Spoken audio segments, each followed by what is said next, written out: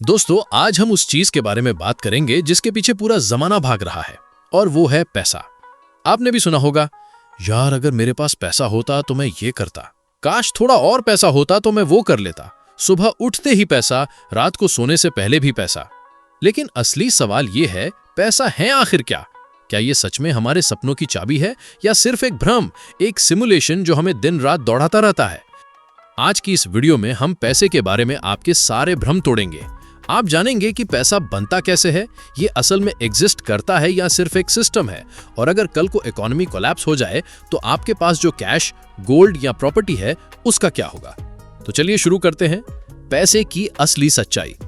दोस्तों, सबसे पहले समझते हैं कि पैसा है क्या। पैसा दरअसल एक माध्यम है लेन देन का।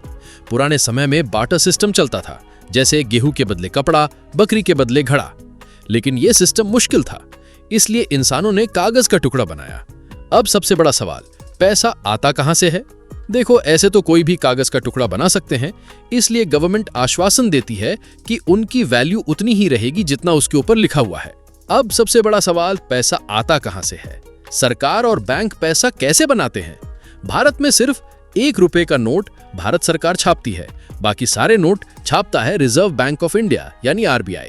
नोट पर गवर्नर के साइन इसलिए होते हैं ताकि फेक करेंसी मार्केट में ना आए। और हाँ, एक और बात, अगर ज्यादा नोट छापे जाएं तो बाजार में पैसे की भरमार हो जाएगी और चीजें महंगी हो जाएंगी। फिर आपको एक दूध का पैकेट खरीदने के लिए शायद एक गाड़ी भरकर कैश ले जाने की जरूरत होगी।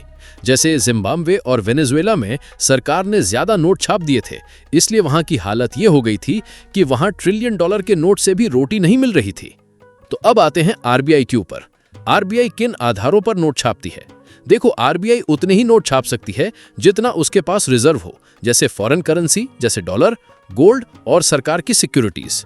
अब आते हैं बैंकों के ऊपर। इसमें बड़ी बड़ी बैंक शामिल होती हैं जो पैसा बैंक क्रेडिट क्रिएशन से बनाते हैं। मान लो आपके पास ₹1000 है और आप इसे बैंक में जमा कर देते हो।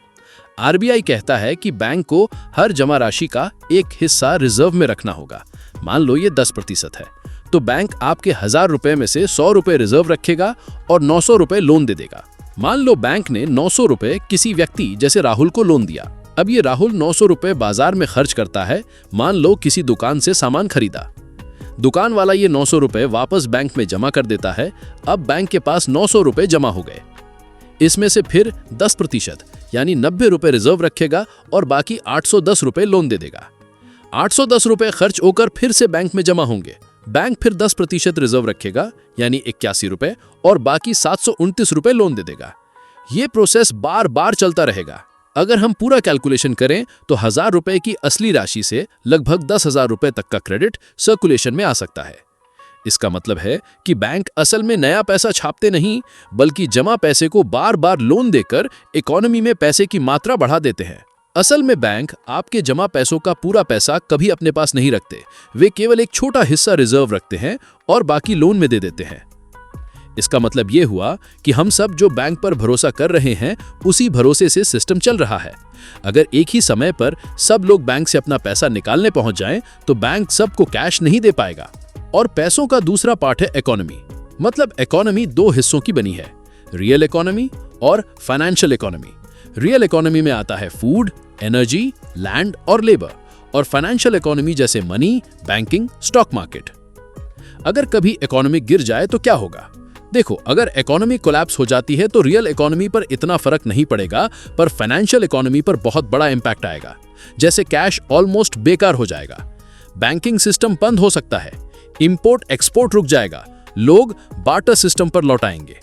सिर्फ असली ताकत होगी फूड, वाटर और एनर्जी की। मतलब शॉर्ट टर्म में जिसके पास फूड और एग्रीकल्चर लैंड है वो सरवाइव कर सकता है और बार्टर में दूसरों को खाना देकर ट्रेड कर सकता है। और कोलैप्स के बाद सबसे ताकतवर वही बनेगा जैसे किसान के पास ही वो ताकत होती है।